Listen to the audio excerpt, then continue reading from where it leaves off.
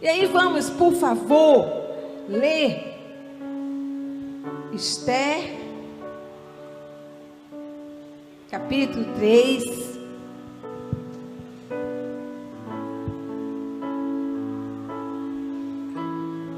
E quase todos os exemplos que a gente vê na Bíblia, você vê Deus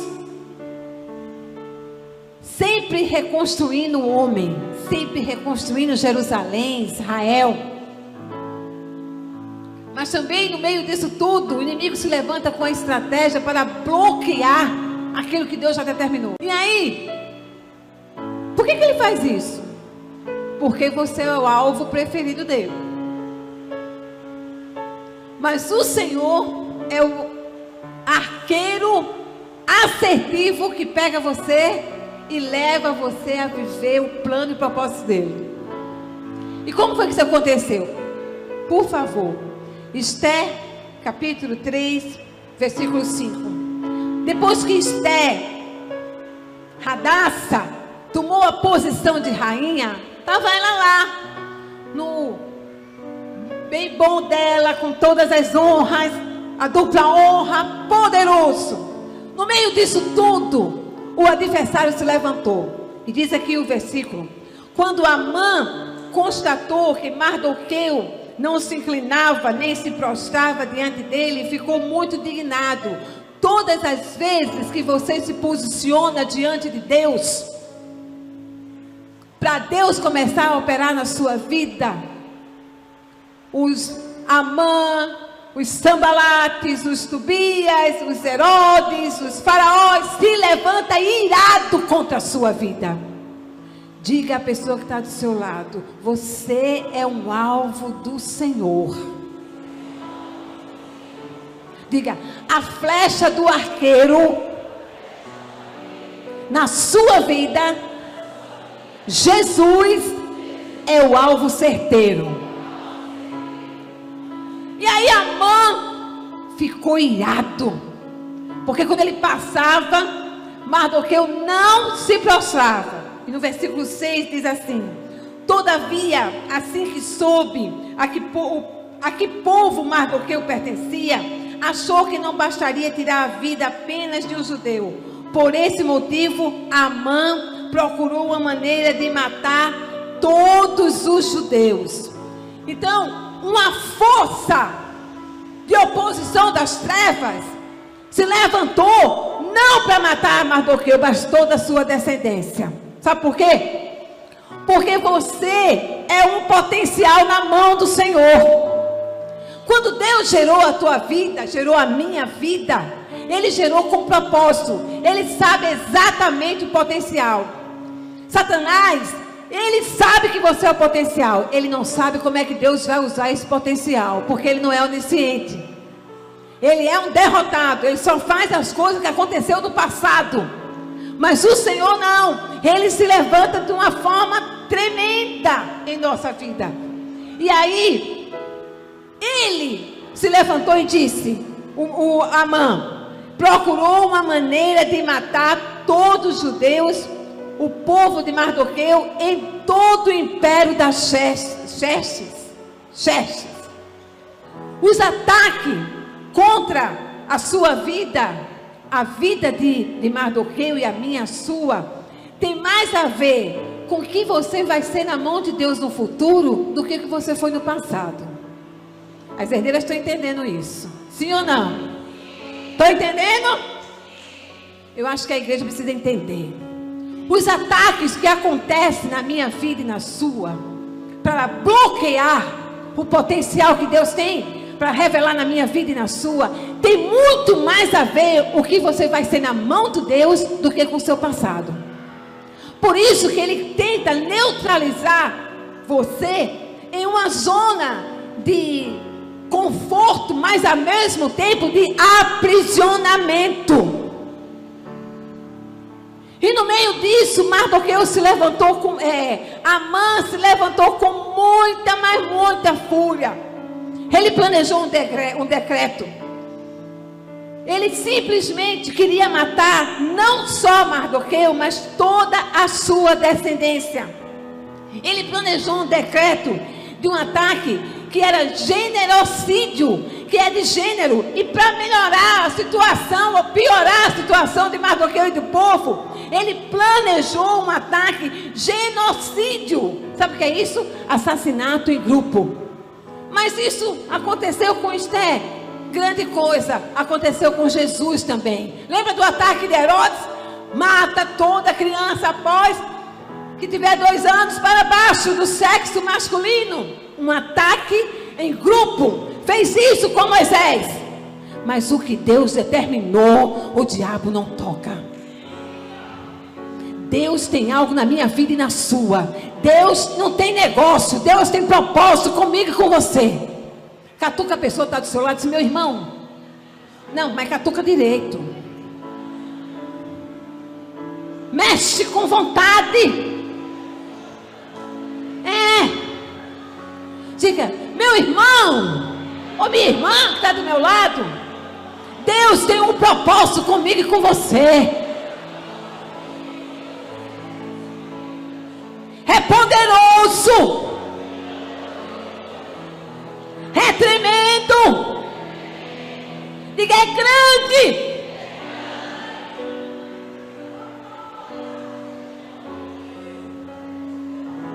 Os ataques do diabo são venenosos e são apontados para a noiva. Então ele está apontando para a noiva. A palavra inicial desse culto hoje foi despertar a noiva para esse tipo de ataque e ela se posicionar. Aí no capítulo 4 de Esther, versículo 3, houve o decreto. E o decreto era, deixa eu ler aqui o decreto de Amã. Aliás, eu acho que eu não dei a vocês, mas eu vou ler no capítulo 3, versículo 8. Amã argumentou diante do rei e disse: eis que há um povo espalhado e disperso entre os povos, em todas as províncias do teu reino, cujas leis e o modo de vida são muito diferentes de tradições e normas dos demais povos. Diga: eu tenho a honra de lhe dizer, diga, que você não é normal.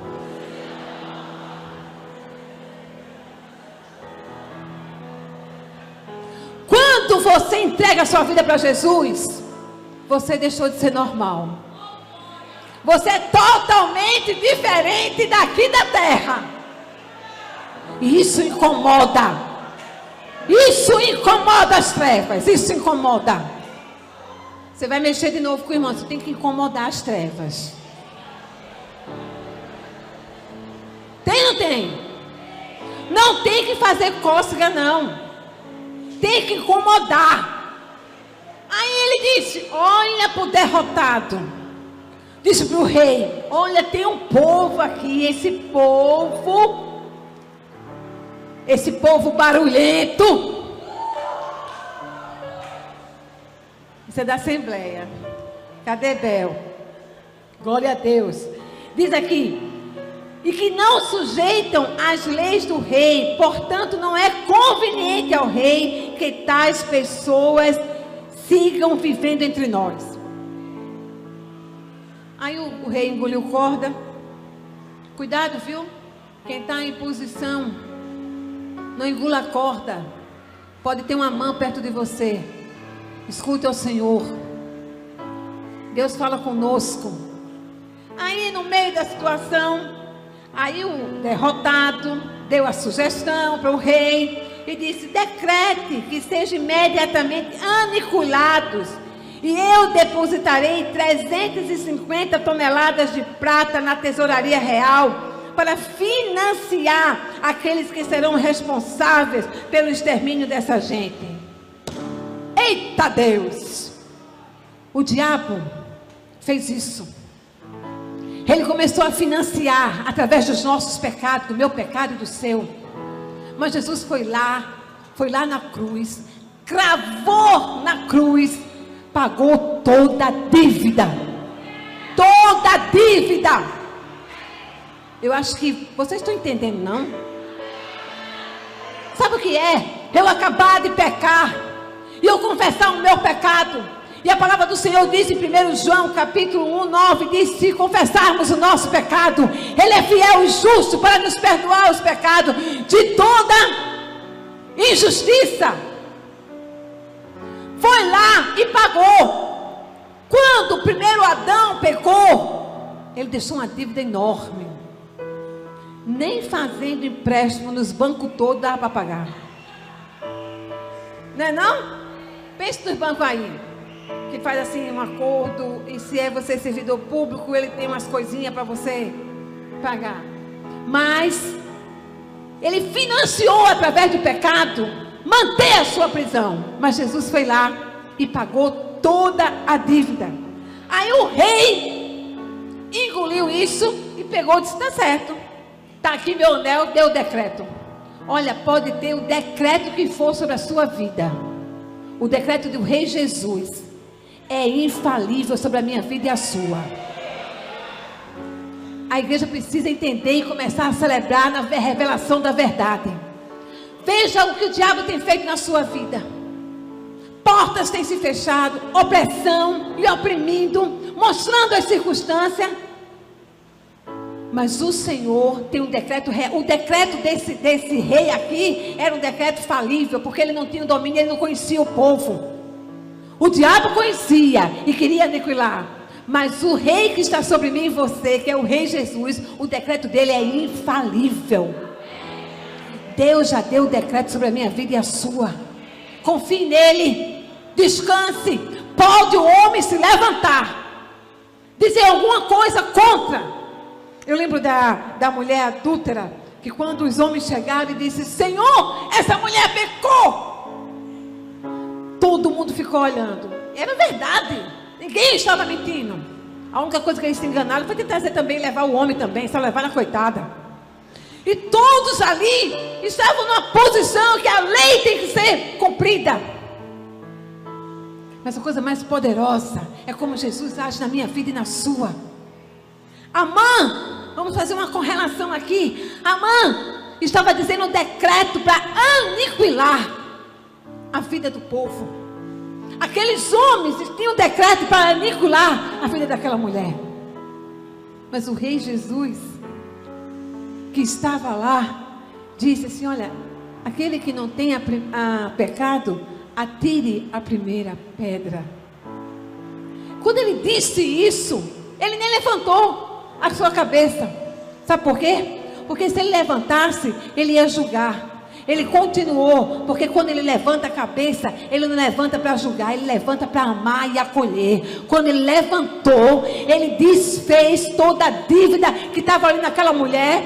E ele levantou e disse: mulher, aí ele levantou a cabeça. Ninguém te condenou? Ela disse: não, Senhor. Esse também não condena.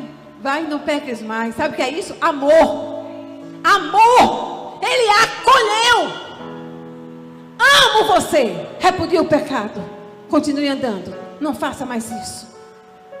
Amã tinha um decreto. E esse decreto era simplesmente para aniquilar. Diga para a pessoa que está do seu lado. Diga: olha, festa de Purim, mudança de sorte.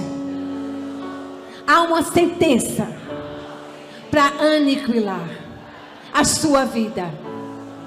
Mas diga para ele: mas o decreto do rei é o que prevalece sobre você.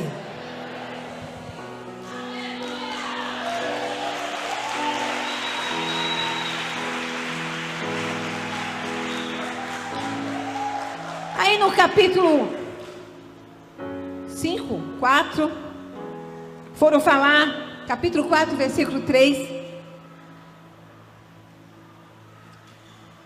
Em todas as províncias aonde chegava a palavra do rei, por meio do seu decreto lido nas praças, houve grande consternação e pranto entre os judeus, com jejum, clamor e lamentação. Muitos se deitaram em pano de saco e em cinza. Quando as criadas da rainha, versículo 4, Esté e os oficiais responsáveis pelo harém lhe contaram o que se passava em Mardoqueu, ela ficou pasma e aflita. E mandou-lhe roupas para que as vestisse, tirasse o pano de saco e a cinza do corpo. Todavia Mardoqueu não quis aceitá-la. Olha, ela ficou pasma. Ela estava na zona de conforto. Ela ficou tão pasma que ela não conseguia ver o que o inimigo estava fazendo. Ela ficou tão paralisada que ela foi na sua força humana para resolver o problema. Aí eu vou dar roupa, saia dessa zona de conforto. Na verdade, pastora Glaucia, nesse exato momento a rainha Esther não estava preparada. Nesse versículo mostra que ela estava tão envolvida com as bênçãos que não conseguiu ver o que Deus queria fazer através da vida dela. A gente está estudando com as herdeiras a diferença de soldado e guerreiro. E é uma diferença muito grande.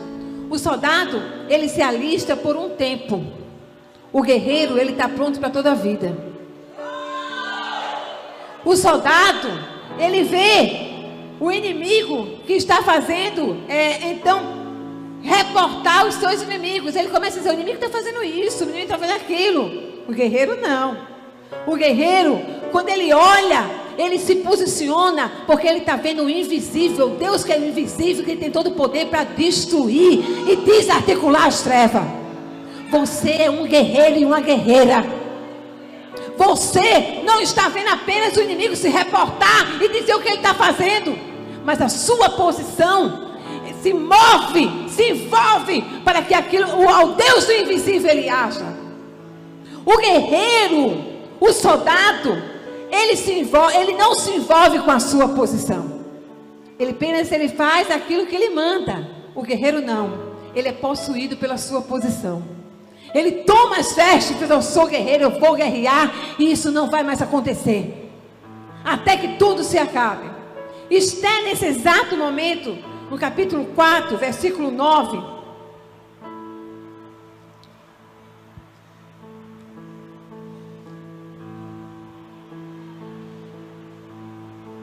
Quatro.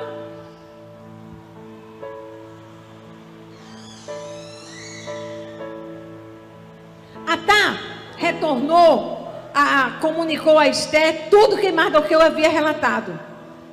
E no versículo 11, todos os oficiais do rei e o povo das províncias do império, olha o que ela orientou para transmitir a Mardoqueu.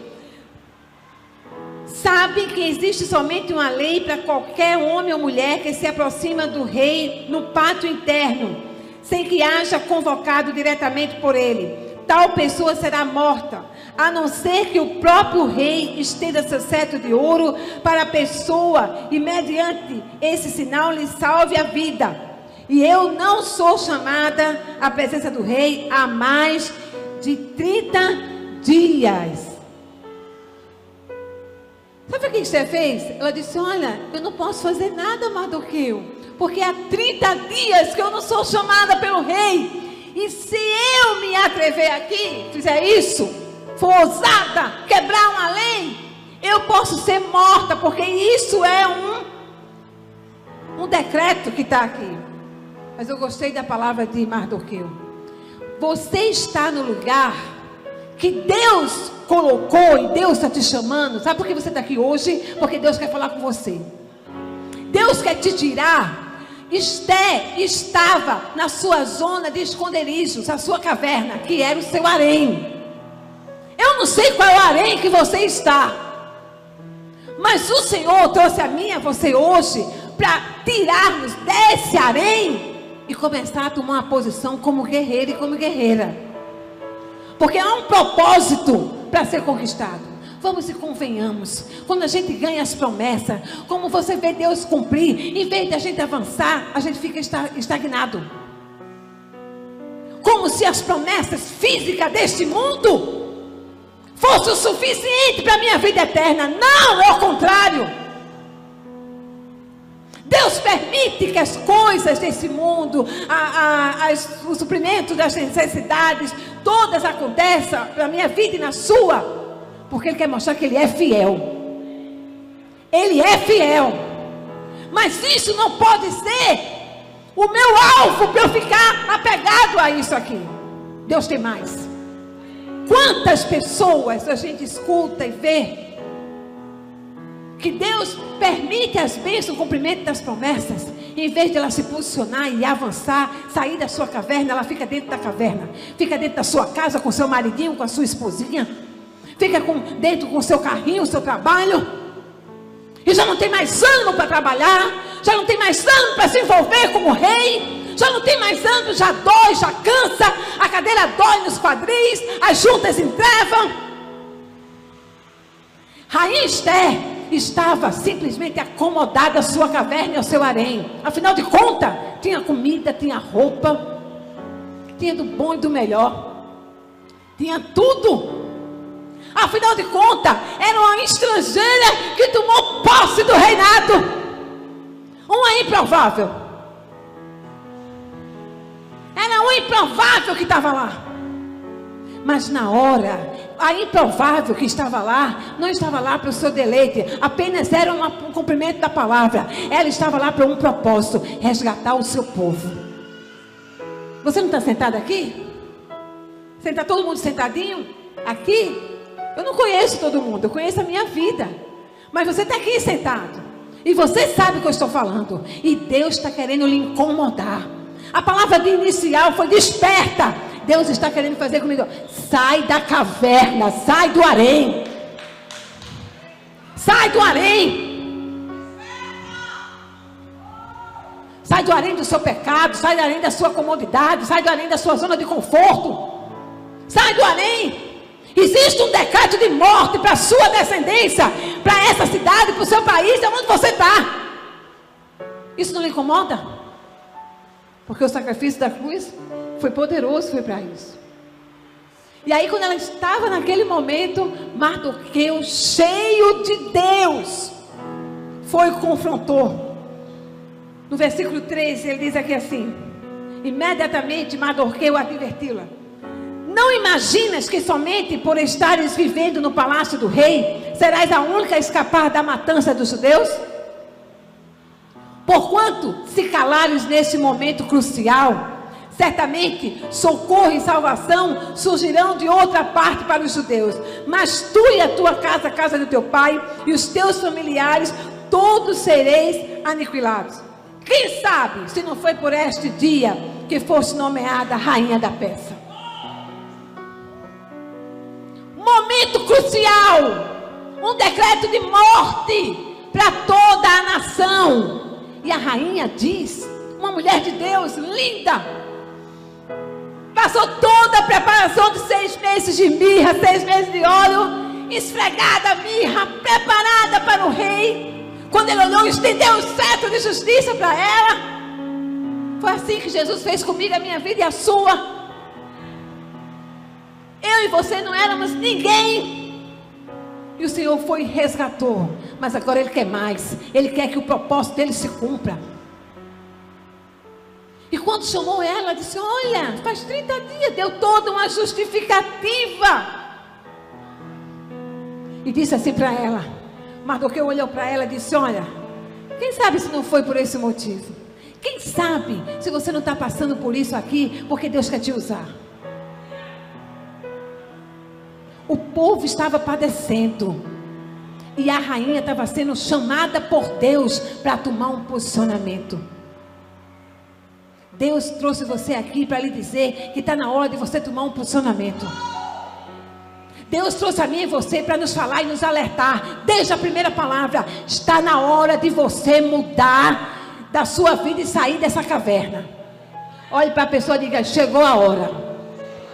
Não, eu fosse você, eu acho que Mardoqueu está virado. Você não vai estar irado com o irmão, mas você vai dizer: ó, você está entendendo que você está aqui porque está na hora de mudar.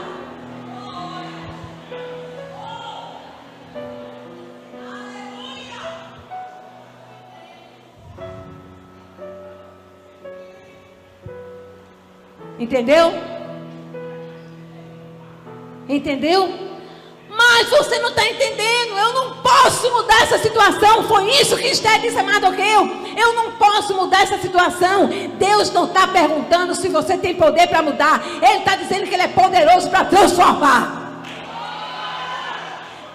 está perguntando a mim e você: olha, eu quero que você mude. Não, Ele quer que você obedeça. Está na hora de arrancar a coroa. Está na hora de arrancar as vestes de majestade, de rei, de rainha, e tomar uma posição. Está na hora. Foi para esta hora que você está passando, esta hora de dificuldade, que Deus te salvou, te lavou, te limpou, te restaurou, para você ser um instrumento dele e fazer a intervenção na situação e na sua descendência. Deixa de bico, deixa de ficar bicuda, bicudo. Deus está. O que é que você quer mais que Deus faça com você? Ele está te sacudindo e está dizendo: chega, basta. Você tem que entrar nessa dimensão espiritual. O nível é mais alto. Você está olhando para o nível de abaixo. A cruz foi poderosa. A cruz foi mais alta do que a cruz dos dois ladrões. A cruz foi a glória. A cruz, como a gente estava conversando lá atrás, eu, pastor Andréa, a cruz, ela foi fincada num terreno árido e deu vida. Porque cada gota de sangue que caiu ali não foi para fazer cosquinha, foi para te lançar com um propósito. E quando ela tomou consciência, diga para o irmão que está ao teu lado: hoje você tem que tomar consciência. Fale para a direita e para a esquerda, que dá tempo de beber água.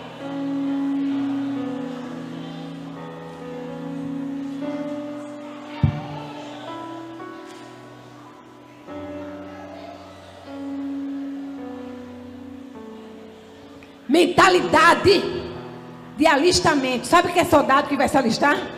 A diferença de soldado e guerreiro? O soldado tem uma mentalidade de alistar-se. É por um tempo, porém não possui a posição. Ele está ali por um tempo. Talvez faça carreira, talvez não faça, ele está ali por um tempo. Acabou aquele tempo, ponto. A sua posição não os possui. Sabe o que aconteceu com a rainha Esther? Ela estava na posição de rainha, mas tinha algo de Deus a mais para usar a posição dela para salvar um povo. A sua posição de servo, filho e filha de Deus não é uma posição para você barganhar com Deus e ganhar as coisas materiais ou emocionais serem resolvidas. A sua posição de guerreiro e guerreira é para você cumprir o propósito de Deus na sua vida. E por que eu estou passando por luta? Porque a gente tem uma cocadinha de sal grosso. Porque a gente precisa ter o caráter de Cristo dentro da gente, para Ele mudar. Porque o que muda a situação não é o que você diz, o que você fala, é o que você vive de dentro para fora. De dentro para fora. E de dentro para fora é Jesus. É Jesus. Precisa ser Jesus.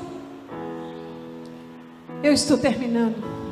Como sempre, Deus sempre abrevia as coisas. No versículo 16 do capítulo 4, a história mudou.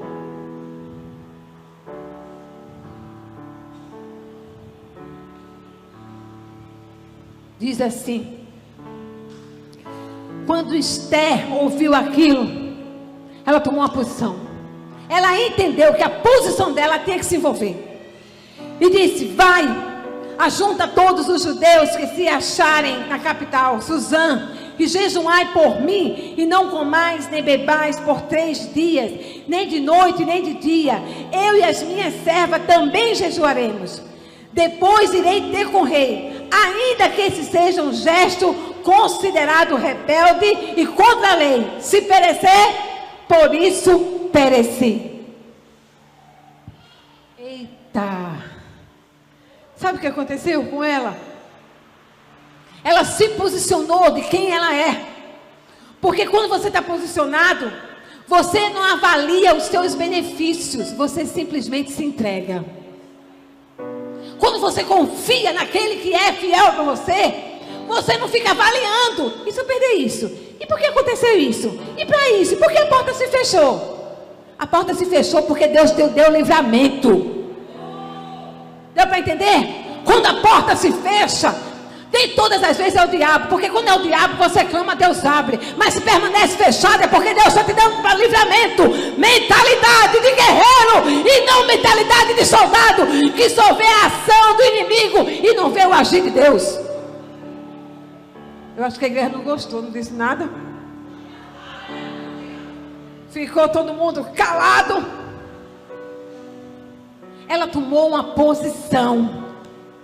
Ela disse: olha, agora eu entendi por que eu estou aqui. Eu estou aqui para mudar o mundo. Eu estou aqui para fazer algo diferente. Eu não estou aqui para ter uma pós-graduação, doutorado, mestrado. Isso existe porque Deus quer te usar. Mas não é essa a sua função. A sua função é resgatar as vidas e cumprir o propósito. Enfim, ela saiu do esconderijo. Diga para a pessoa que está ao seu lado: viu que foi fácil ela sair do esconderijo dela?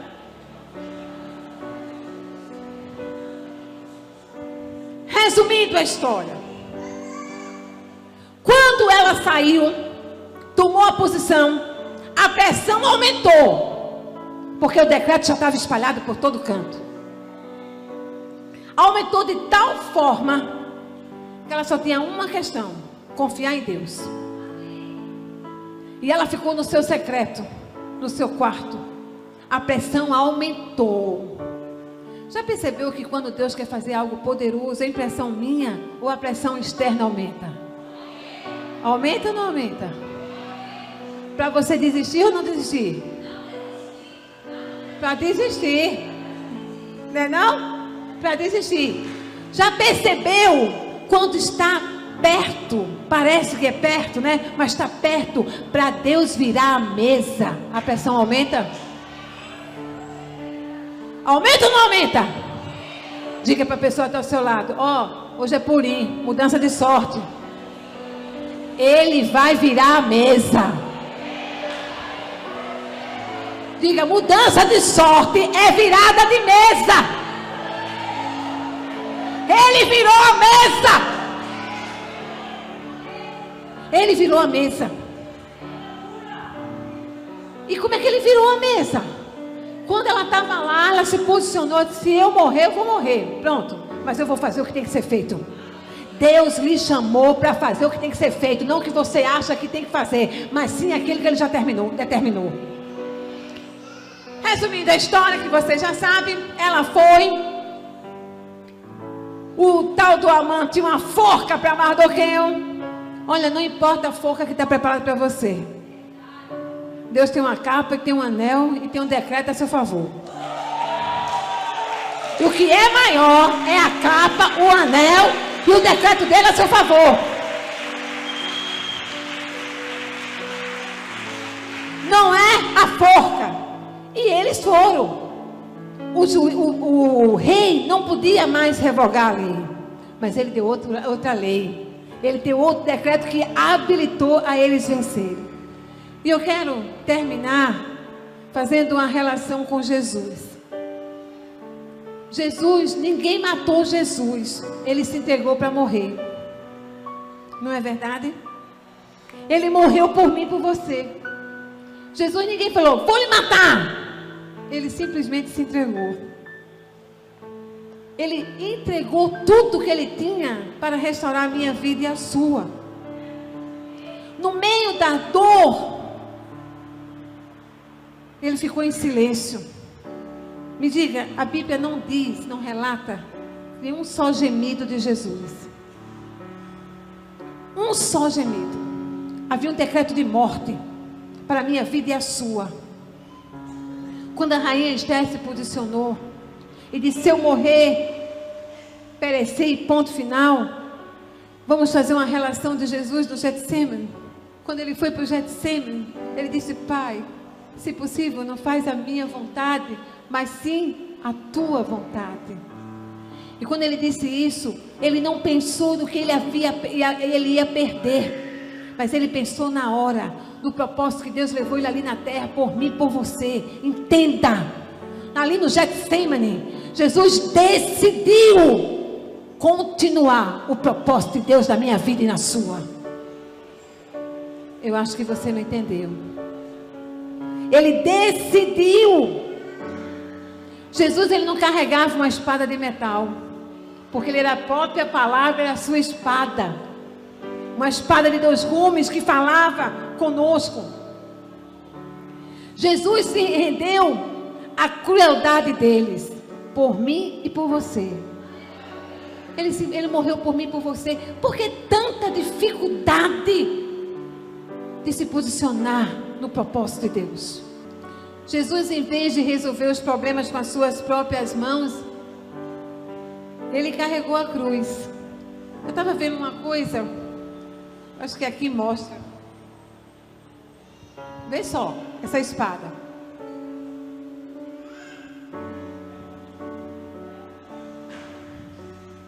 A espada, se você tiver uma visão espiritual, a gente pega ela aqui, mas ela tem essa aba aqui, como se fosse uma cruz para dividir. E tem algumas espadas que tem essa aba maior, né? Essa aqui não é tanta, nem aquela outra, mas tem a aba maior para poder dar firmeza à espada. Quando Jesus morreu na cruz, ele morreu numa espada de madeira, que era sem vida. E quando o seu sangue derramou no chão, aquilo que não tinha vida, teve ressurreição. Eu e você, a gente estava sem vida, e ele ressuscitou na minha vida e na sua.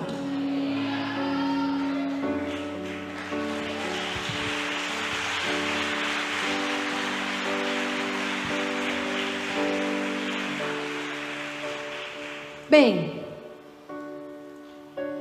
o que Deus está falando conosco? Purim, mudança de sorte. A mudança de sorte tem um decreto. Talvez tenha um decreto de morte na sua vida, um decreto de morte na sua família, sei lá o que foi que fizeram. Ou você mesmo está vivendo isso. Mas há um decreto de vida. E a mudança de sorte só foi gerada por essa celebração, porque Esther, que estava no harém, se posicionou para essa mudança. E aí, o que é que você vai fazer? Vai continuar do jeito que está? O que é que você vai fazer? Não me responda. Responda para Deus. O que é que você vai fazer? Até quando você vai ficar dentro da caverna ou dentro do seu palácio? Quer ver a mudança de sorte? Quer ver? Não jogue buzo. Não jogue os dados. Talvez seja isso que você esteja pensando. Ele quer um posicionamento da revelação que você nasceu para cumprir um propósito na vida dele. Ah, mas eu estou muito cansado. Por que você está cansado? Pelo carro que Deus te deu? Pelo emprego? Tem coisa errada aí. Porque o cetro de justiça está sempre estendido sobre a minha vida e a sua. Jesus suportou a agonia e a vergonha por minha causa e por sua. Ele permitiu que as suas mãos fossem pregadas até o punho. Até o punho. Ele foi pregado na cruz por minha vida e por sua vida. Ele se rendeu sob a espada da cruz, para que eu e você tivéssemos hoje a liberdade de viver o propósito. Não retarde o que Deus quer fazer na sua vida.